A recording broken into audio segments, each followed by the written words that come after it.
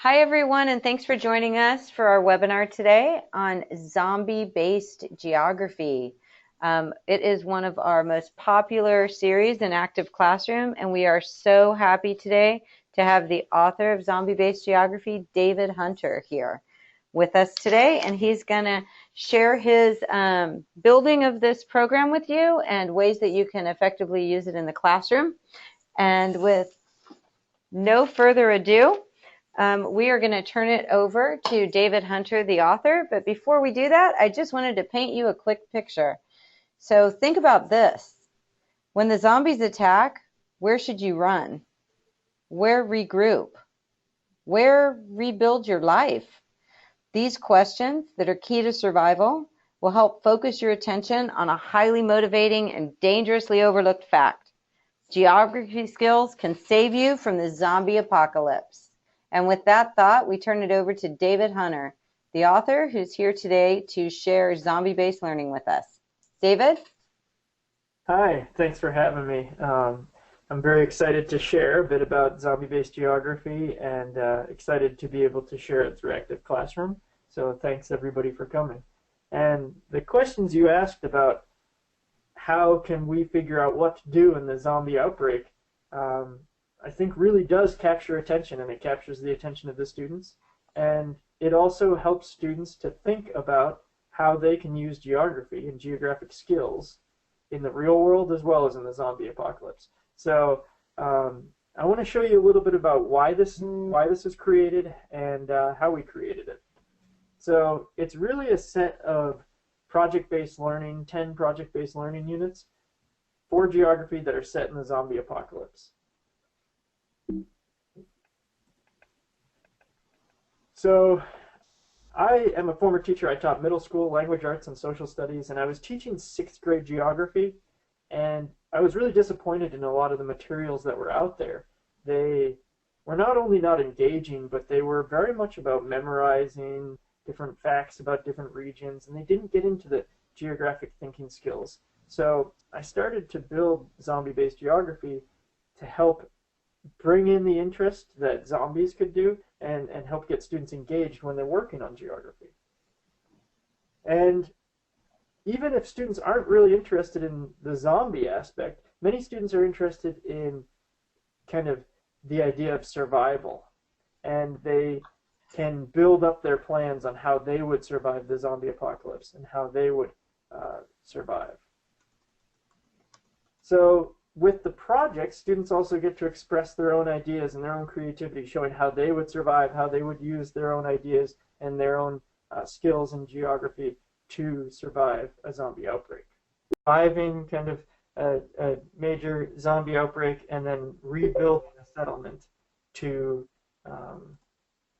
kind of rebuild society. So I'll show you where you can find those 10 projects in within Active Classroom. So once you sign into Active Classroom, this is kind of the home screen that you'll find. And you can move up to Content and click Find Activities. And you'll find a search bar and everything here. And since we know that we're looking for zombie-based learning, it's actually pretty easy to find. You can choose series title. There's a lot of other materials, but since zombie-based geography starts with a Z, it's down at the bottom. And you just click Search, and you'll see all 10 projects within the listing here. And you see a little bit of a description about what each project is. The first project, I can show you a little bit of the materials and how it's set up and go into how it works, is around mapping some of the early data of zombie attacks. So I'll show you what that looks like. And then you can see some descriptions all the way down to kind of designing cultural geography and identifying the cultural geography after the apocalypse.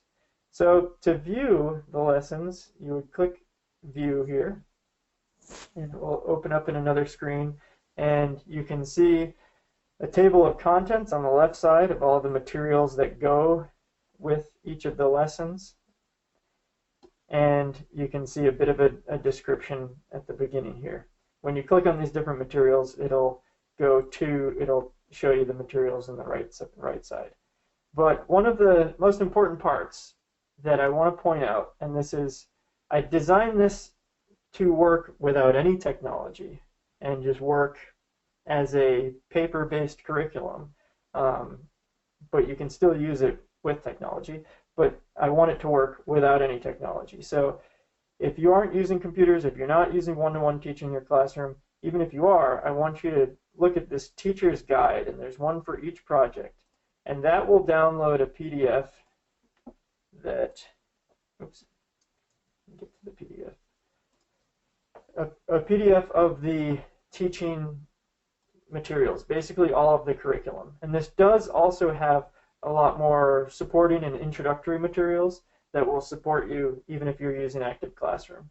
So you can print out these materials and distribute them to students, or some of them are used for your guidelines.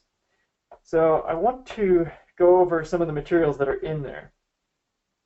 Each project starts with a bit of the introduction. So there's an introduction for you, the teacher, about what the goal of the project is and explaining what it is and how you would give different options for students completing the project. There's also an outline for what students will have to do. So this first project, students create a map that displays zombie attack data. And it's got a driving question. So the driving question for the first project is, how are geographic tools used to make predictions and find solutions? And then there's also an introduction that is for students. So this is kind of an introduction that you could give to students so they understand what the project is and can refer back to it to understand what they need to do with their project. So here it identifies what students will actually need to do and what questions they'll be able to answer at the end of this unit. And then I give a little bit of an introduction about how to start off the project, and this is a good read if you're first getting into project-based learning, how you can really get students excited about the project. So the next thing that projects have is, in each project there's the assessment. And so we have for each project a pre-assessment. Let me just get down to that in the PDF here and I'll show you that. So we have a pre-assessment, usually set up just as a quick quiz that you could give to students and very quickly see what their prior knowledge is for the concepts that they'll be learning. And then there is also post-assessments, and those post-assessments are set up as rubrics. I'll show you what that looks like in Active Classroom.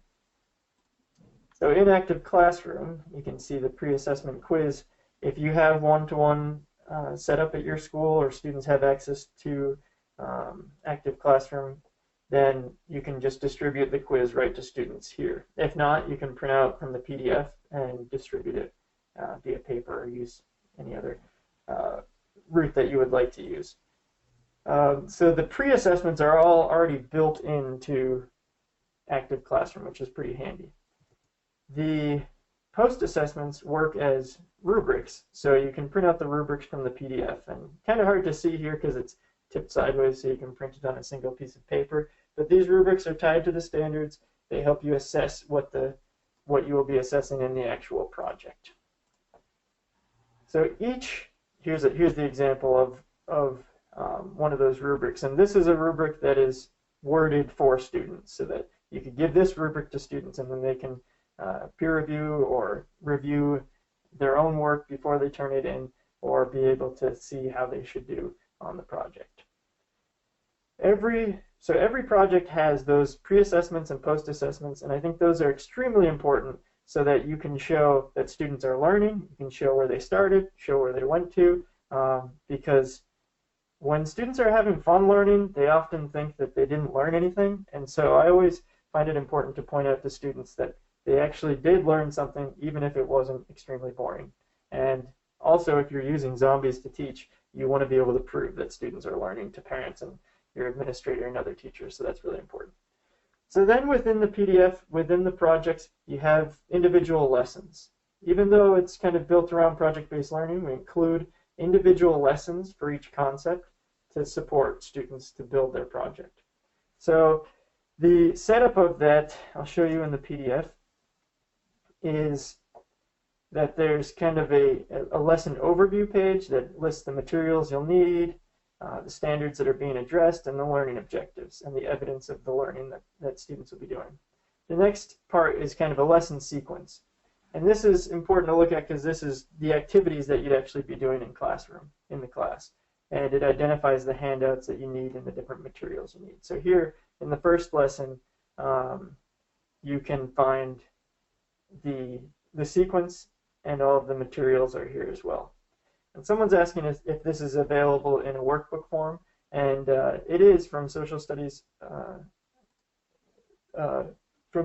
School Services. Actually has this printed in book form as well as an active classroom. So the PDF that you see is the same materials that are in the book.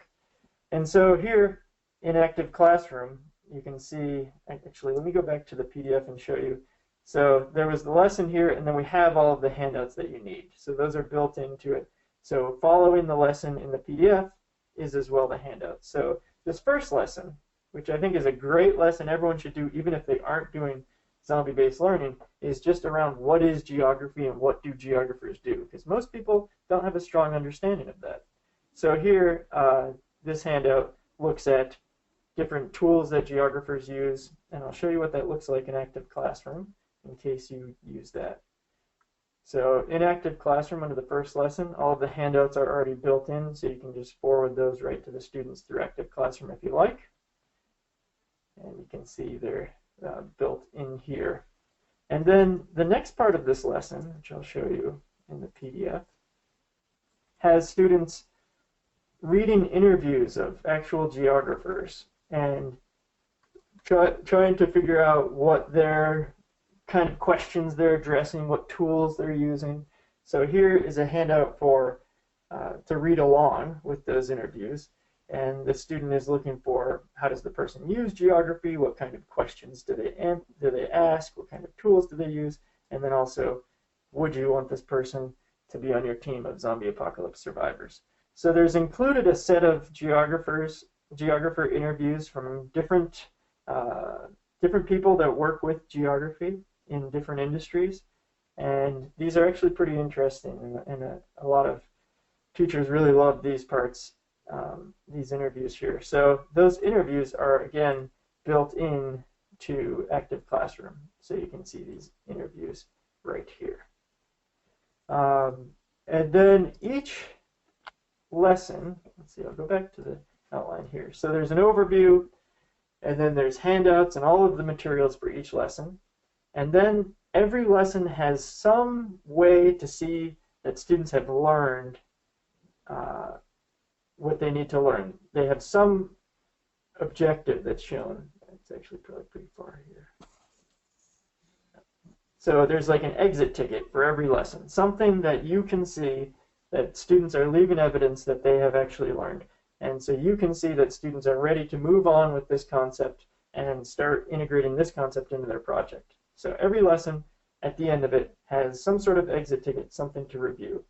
Here's an example of the exit ticket for this lesson I was just showing you, where students would come up with a question that they could try to answer in the real world that uses geographic concepts, identify why it's important, and identify the tools that they would use and why. And that gives you a good sense of, does the student understand what a geographer actually does, why they do it, what kind of questions they try to answer, and the tools that they use.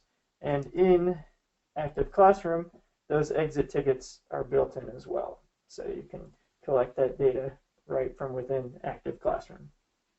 So that's the basics of how a lesson is set up.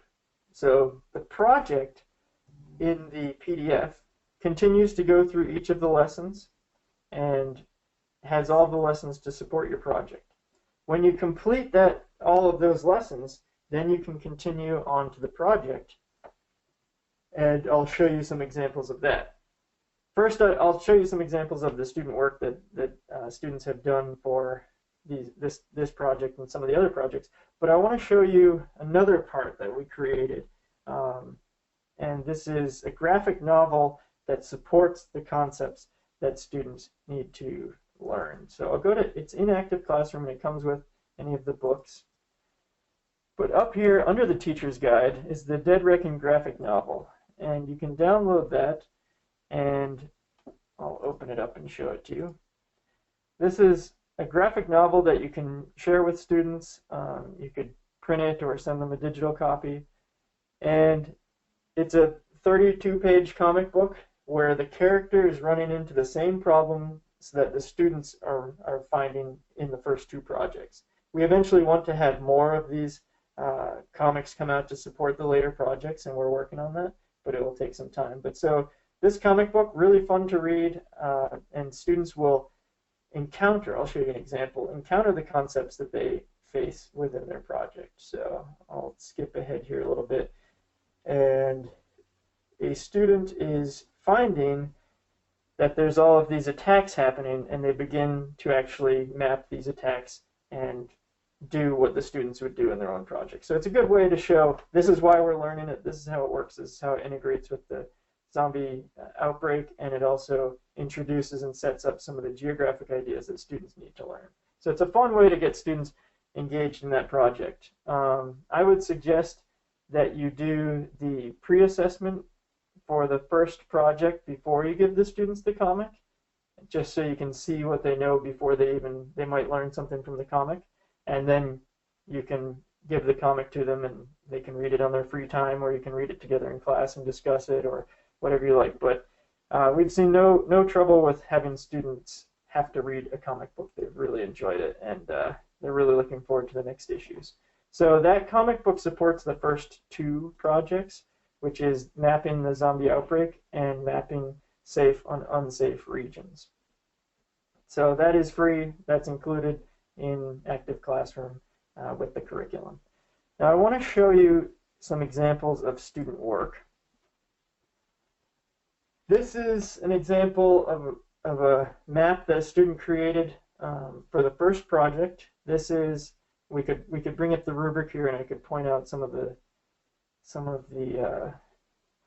elements that they've included, but I'll just try to point them out. So this student had to create their own map representing key elements of maps, and part of the standard was being able to read and use maps, and so having a student create a map really focuses on their ability to be able, if they can create a map, then they'll definitely be able to read a map. So here they've had to create their own key and legend, they've had to create their own index and grid for the map, they had to create scale and use accurate scale, and use a compass and directions properly. In this map as well, they had part of the project, there's some data that you can supply to students about where attacks have happened. Here there were some attacks in the Seattle Northwest area and in the California area, Southern California area, and the student actually mapped the zombie attacks, mapped the connections between the attacks, and then part of this project is they have to use spatial analysis and spatial relationships to say, because these attacks happened here, I think they will spread. So the student actually identified where they think the attacks will spread, and here they're spreading from California through Las Vegas and up to Utah and across to Colorado, as well as out of the Northwest. So students are really using these geographic thinking skills, and that's really our goal. Another project, just to show you an example of what other projects there are, I believe it's the fourth project, where students, let me switch back to Active Classroom. Yeah, the fourth project is around surviving physical environment. So this happens, the first project is around zombies are starting to attack. The fourth project is the outbreak has happened, society is kind of crumbling, you need to find a place to build your place to survive. And so the project for that is building a report to show this is where I would choose to survive based on the physical environment. And this student, this was a really interesting report, because I saw how much students used kind of their own life in their project. So this report was a 7-page report that the student wrote explaining why they would choose the natural stone bridge and caves that they visited on one of their vacations as their place for a zombie apocalypse stronghold. And it was really neat because the student actually included, these are pictures from a vacation they took with their family. And so they're connecting kind of, oh, we went to this place, and they actually identified all of the physical environment materials that they would need to survive that they would be able to have here, and some of the complications as well. So it was actually a pretty strong report, and they had to identify the benefits and the struggles of surviving in this location. So really using geographic thinking. So all 10 of those projects are in Active Classroom and available for you, as well as the comic book. Jennifer also posted a link to the books as well.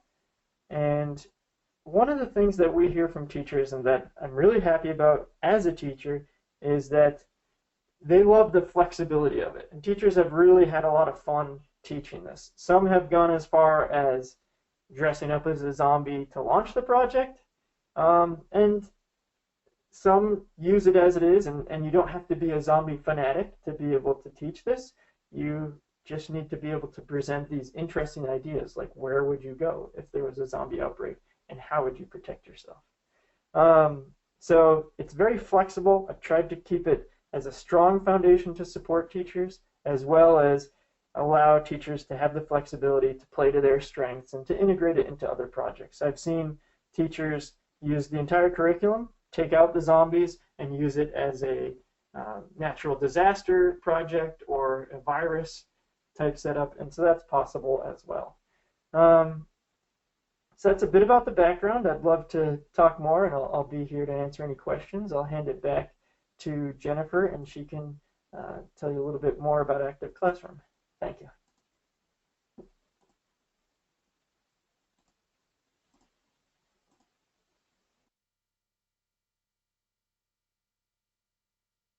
Thanks so much, David. I hope everyone can hear me now. David, can you hear me okay? Yep, I can hear you. Okay, perfect. So thanks so much for that. Again, as David said, I am here in Active Classroom, and I see a question, David, from Susan. How long does it take? Whoops, let's answer Susan's question before we go on.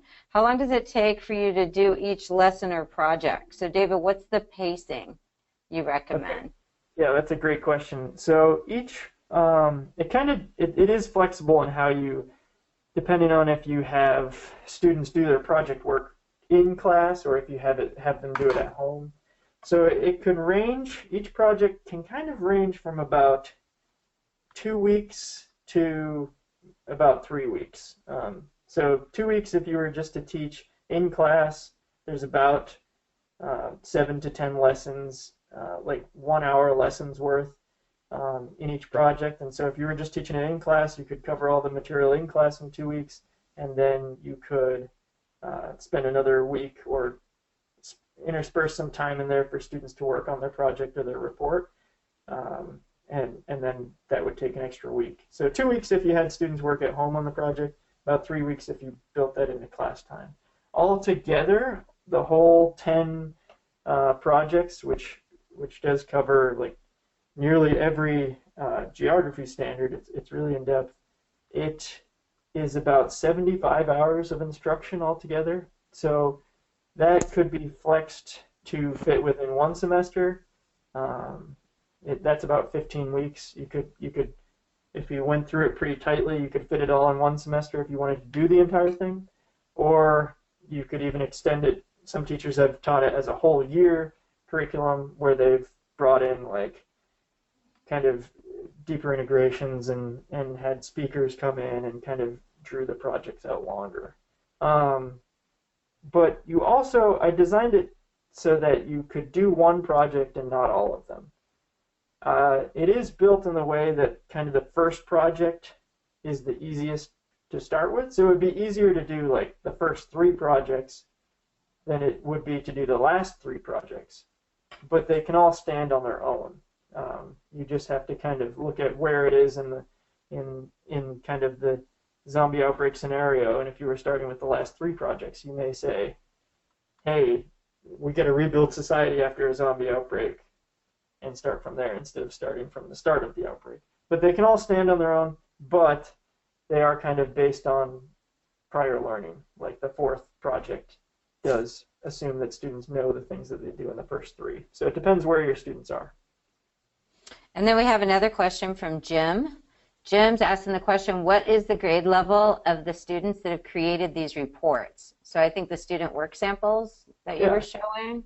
Yeah, both of those are middle school. I believe that 6th and 7th grade. The first one I think was 6th grade, and the second one was 7th grade. And so I taught middle school. That was kind of who I had in mind when I was building this is middle school students. We've actually had a lot of teachers use it in high school, especially 9th grade. There's a lot of geography teaching it in 9th grade. I'm a bit biased, but when I compare the rigor of this geography curriculum to some of the high school geography materials that are out there, I think that this goes much deeper. And we've also had some teachers in community colleges, some professors using these materials as well.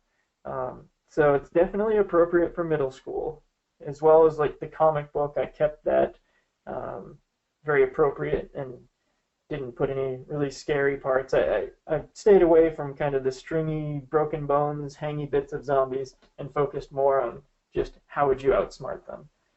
So it's appropriate for middle school, but if your high schoolers aren't too jaded, then they can get interested in the zombies as well.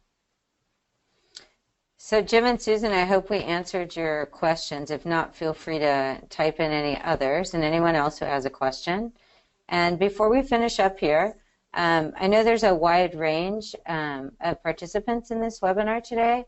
Some of you may be avid users of Active Classroom. Some of you may just be starting out. So I just wanted to point out a few things. Here's the interface to Active Classroom. And the great thing that David points out beautifully with this program is if you are very techy and you want to use your one-on-one school, or you want your students to do their homework online and submit it to you, if you want to use a really digital environment with your students, you can. But as David pointed out, this curriculum can be used without technology. You can print all the materials are provided here in Active Classroom. So wherever you're at, kind of on that spectrum, you could find everything that you need. I just wanted to point out too, zombie-based geography is obviously, for a million reasons, one of our most popular series in Active Classroom, and it's got good company. So if you notice, if I just do a reset here and I look at the content, I could search by subject, and just to remember that we cover U.S. history, world, global studies, government civics. You could search by an era or a theme to find lessons that would work for you. And obviously you can search by series title. So there's close to 50 series in Active Classroom, and there's about 5,000 different activities or lessons. So one of the greatest things about it is that the ability to have so many resources. So if you're one of those people that has your favorite lessons or your favorite materials on a bookshelf in your room, and you always go back, or you want to try something new and do some project-based learning, you have such a great opportunity here because it's just packed with different resources. And being able to use this repository, this digital library, basically, of all these amazing series, is just such a great resource to have. So again, zombie-based geography is clearly one that we love. It is super popular, and there are many more options in Active Classroom for you as well. So I'm going to, before we sign off, I'm going to unmute everyone. And like David said, we'll be on for a few more minutes. I should have given everybody a warning there. I am going to unmute everyone. So when I do that, you might want to mute yourself if you guys are talking on the side privately. Otherwise, we're going to wrap up here, and we are going to stay on for a few minutes, and David will be on for a little while. So if you have any more questions or you just want to speak to him, I am going to unmute everyone and say goodbye. So have a great day, and thanks so much for joining us for zombie-based geography in Active Classroom. Thank you, guys. And then anything within your folders, like you can copy. If anybody is in Washington, D.C., and going to the National Council for Geographic Education this weekend. They're having a conference there, and I'm speaking on Saturday at that conference on zombie-based learning. Oh, David, if you want to share that information, we could send that. We could send it out to everybody who attended. Oh, yeah, okay. Uh, oh, Rebecca has a question. How do we get a copy of the webinar? Rebecca, the recording of the webinar we posted on our website, and we can also send the link to all of our attendees, and we'll be sure to do that. And we archive all of these.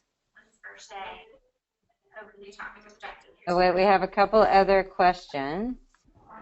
I see Cindy asked me a question. Is the graphic novel contained on the CD that comes with the book series? Right. Yes. Yeah, the graphic novel is on that CD, on each of the CDs that comes with that book, as well as the PDF. So if you want to print extra copies of anything, you can. Susan has a question, David. Do you think that it's possible to incorporate this into a world history class? That's a great question. I've seen some teachers do some really exciting stuff incorporating into different subjects.